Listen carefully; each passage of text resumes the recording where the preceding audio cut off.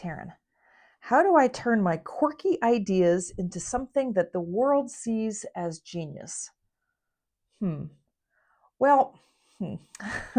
Here's the truth. The world is an absolutely terrible judge of genius. I mean, truly the worst.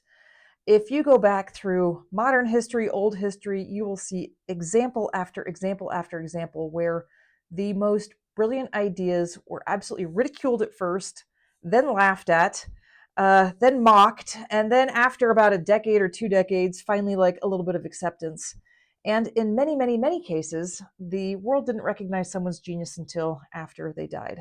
Van Gogh is a very famous example of this. He sold one painting in his lifetime, and he was not recognized as a genius in his life. So the very first thing I would say is the world is an absolutely terrible judge of genius. So waiting for the world to see your genius, it may take a while. Now it may not. I'm always open to things being different, but the more innovative it is, often the longer it takes for the world to catch up. And there's a whole innovation curve that explains this beautifully. Um, what I would say is the very first thing is, do you see you as a genius? Do you see this as genius? And are you willing to stick with it long enough for the world to catch up? Because it might take a year, it might take 10 years, it might take 50 years, it might never happen. But do you see it as genius? Did you see value in doing it because it brought you joy? It made you feel alive. It made you feel like you were brilliant and you were able to bring something through onto this earth that mattered, whether it's recognized in this lifetime or the next. Because at the end of the day, it's really about your journey. Are you having fun with it? Do you think it's cool?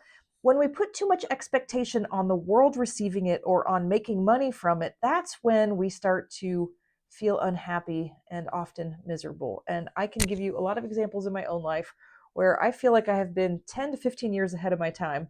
And then finally, 10 or 15 years later, everyone's caught up. And I was like, I said that 10 years ago, 15 years ago. I built that 10 years ago, 15 years ago. So, it has brought me a lot of angst. And now that I kind of understand how the game works, I just do it now because it's fun, and whoever's going to catch up catches up, and whoever doesn't doesn't. And maybe in 50 years or 100 years, I'll be on a Wikipedia page. I don't know. All I know is go do what you love and don't worry about the rest of the world seeing it as genius. As long as you see it as genius, that's all that matters.